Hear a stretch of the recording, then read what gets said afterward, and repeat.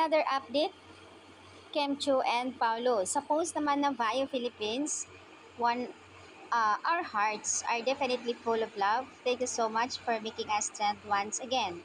Catch a hashtag Vaio Philippines and What's Wrong with Secretary Kim, starring Kim Pao.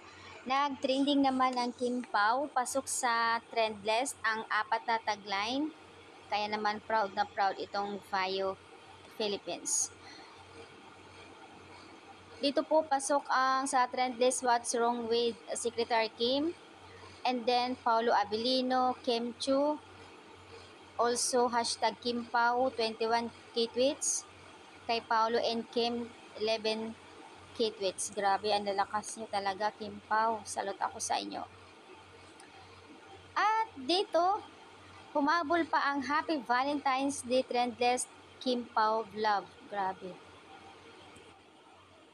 Halos araw-araw na nga nagtitrending ang Kim Pao. Doon sa Showtime kanina, sa Especially For You Showtime, Kim nagiging emotional. Relate nga doon sa Especially For You, doon sa segment na iyon.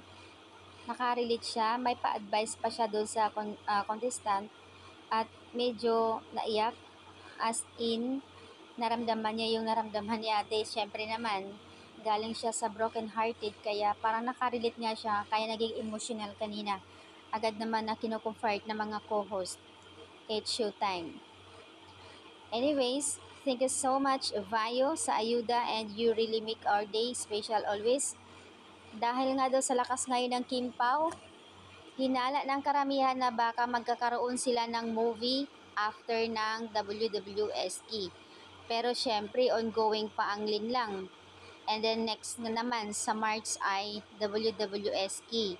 May aabangan daw sa kanila ng movie, Dreamskip PH. Lalo na laging nagpo-post ang Dreamskip sa kanila dahil sa trending araw-araw.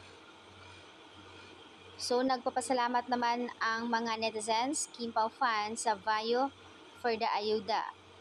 At yung part na yun sa kanilang clip video na yung kamay nila na nag-sign ng heart.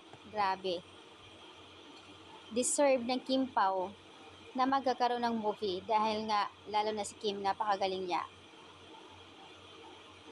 So ayan yung update dito. Sobra nakakatuwa naman ang mga Kim Pao. Sisipag nga naman nila magdutdutan pagdating, kaya naman halos araw-araw nagtitrend.